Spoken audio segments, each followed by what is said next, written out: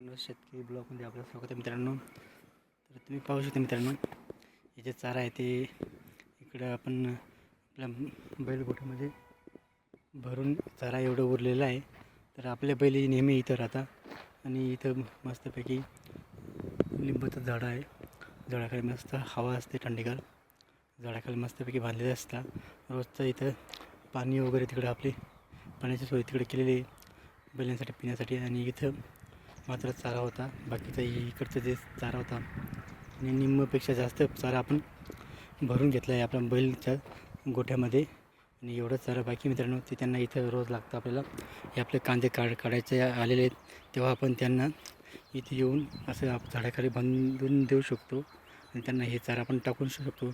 घरून आणण्यापेक्षा तर आपण इथंच आपलं गहूचा चारा आहे, सोयाबीनचा चारा आहे, मक्काचा चारा आहे, वाटाणा, हरभऱ्याचा चारा, असा 4 प्रकारचा चारा इथं एका ठिकाणी मिक्स करून ठेवलेला आहे, जेणेकरून त्यांना इथं आल्यावर हे चारा आपण टाकू शकतो. घरी असल्यावर घरी त्यांना पण स्पेशल चारा आहे, गहू, हरभरा, परत वाटाणा, परत सोयाबीन, असं 3-4 प्रकारचा मिक्स चारा आहे.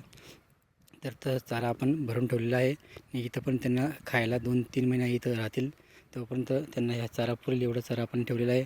परत मक्काचा करवडा आहे, ते पण आपण तिकडे रचून ठेवलेलं आहे मित्रांनो. जसं बैल आपल्या इथं राहता, तर आपण इथं त्यांना त्याच्यासाठी सोय केलेली आहे. चारा पाणी इथंच सगळं आहे मित्रांनो. त्यांनी आपली कांदा चाळा बनवलेली आहे साधारणतः. पाहू शकता तुम्ही, असं आपलं थंडगार वातावरणामध्ये बैल राहता लिंबाच्या झाडाखाली. आणि त्याच्यासाठी हा स्पेशल चारा आहे, हा आपण एका ठिकाणी गोळा करून ठेवून देतो, जेणेकरून पाऊस जर येऊ आला तर त्याला आपण व्यवस्थित झाकून ठेवू शकतो. या हिशोबाने आपण असे एकत्र गोळा करून ठेवत आहे मित्रांनो, जेणेकरून आपला चारा ओलं होणार नाही, ताडपत्री आपल्याला झाकता येईल. यासाठी आपण एका ठिकाणी गोळा करून ठेवून देत आहे मित्रांनो, कारण बैलांसाठी चारा नेहमी लागतो. यासाठी मित्रांनो आपण गोळा करून राहिलो मित्रांनो. व्हिडिओ आवडल्यास लाईक, शेअर, कमेंट करा. आमच्या चॅनलला सबस्क्राईब करा. जय जवान जय किसान.